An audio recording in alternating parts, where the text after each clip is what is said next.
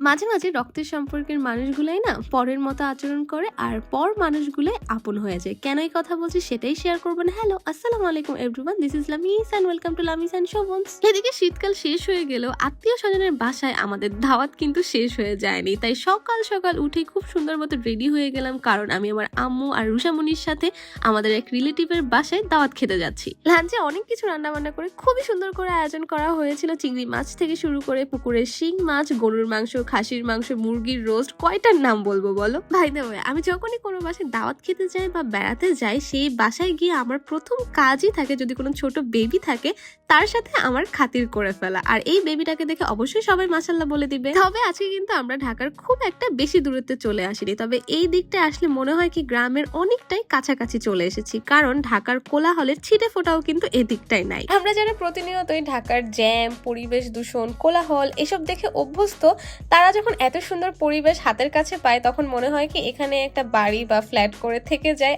আর ওইসব গ্যাঞ্জামের মধ্যে না যাই। আর এখন আমি দুপুরের লাঞ্চটা শেষ করি পুরা সাঙ্গ পাঙ্গ পিচ্চি বাহিনী নিয়ে গায়ে ভিটামিন ডি মানে রোদ লাগাতে চলে আসলাম। আর আত্মীয় স্বজনের বাসায় গেলে শুধু খাওয়া দাওয়ায় না, আরও কিন্তু অনেক মজার মজার কাহিনী ঘটে থাকে। সেই সবকিছু তোমাদের সাথে একটু পরেই শেয়ার করছি। তার আগে বলে নিই আমার শাশুড়ি মায়ের নিজের হাতের বানানো এই হার্বাল তেলটার কথা। গরম শীত সব ঋতুতে উপকারী এই হার্বাল তেলটাই কিন্তু খাঁটি নারকেল তেলের সাথে 30টা প্রাকৃতিক উপাদান থাকে। যেসব আপু ভাইয়াদের অনেক বেশি চুল পড়ছে, যাদের চুলে খুশকি রয়েছে, যাদের চুল সহজে লম্বা কিংবা ঘন হতে চায় না, তারা কিন্তু চাইলে এক্ষুনি ইনবক্সে কিংবা উপরের দেওয়া নাম্বার অথবা ওয়েবসাইটে গিয়ে ক্যাশ অন ডেলিভারিতে অর্ডার করতে পারো।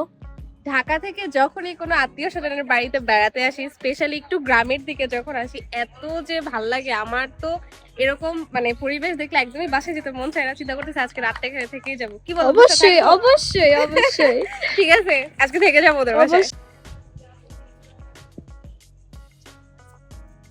এখন একটা বড়ই গাছের নিচে আছি আমরা, চিন্তা করতেছি মালিক যদি আশেপাশে না থাকে আমরা সবাই মিলে বড়ই কুড়াই নিয়ে যাবো। অলরেডি পারতেছে ওই যে না থাক দেখাও না, চোরদেরকে আমরা ক্যামেরার সামনে আনতে চাই না। একটু আগে আমার এক আপু এই গরুর ফার্ম থেকে একদম খাঁটি গরুর দুধ, মানে উপরে যে সর উঠা দুধ গুলা থাকে না, ওই দুধ আমাদের জন্য এই ফার্ম থেকে নিয়ে গেছিল। মানে আত্মীয় স্বজনের বাসায় আসলে এটাই মজা আর কি, এত যে খাতির যত্ন হয়। ঢাকায় তো অলওয়েজ বাজার থেকে ভ্যান থেকে লাউটাও কিনতে হয়, আর এখানে এখন একদম ক্ষেতের মধ্যে থেকে এই লাউ দেখে এত ফ্রেশ লাগতেছে, মনে হচ্ছে এখন নিয়ে যাই, তারপরে লাউ চিংড়ি রান্না করবো বাসায় গিয়ে। বিশাল একটা জাম গাছের নিচে দাঁড়ায় আছে, আর আশেপাশের পরিবেশটা এত নীরব, এত শান্ত। তো বুঝটা আমাকে বলতেছে এখানে বেশিক্ষণ থাকা যাবে না, কারণ মাগরিবের আজানের পর নাকি এখানে ভূতে মানে পেতনি ধরতে পারে, যেটাই। পেতনি ধরতে পারে।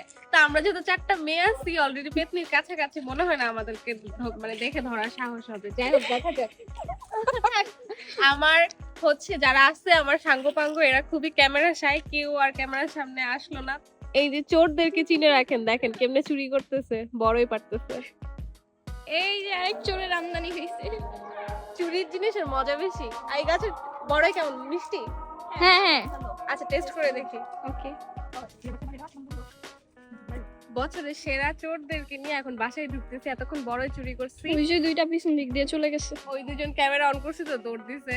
যাই হোক আপাতত চলেন বাসায় যাই। আর এই বড়গুলো না একদম দোকানের মানে সরি দোকান না, ভ্যান থেকে যেরকম আমরা বড়ই কিনি না, কুল ছোট ছোট আর মানে একদম মিষ্টি ওইরকম। খাও।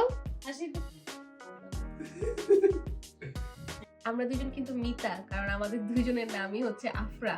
এখন আমি আর আফরা হচ্ছে বিকালের চা খাবো। আফরাকে একটু কম দিব যেহেতু ছোট মানুষ, আর বাকি পুরাটাই আমি খাবো।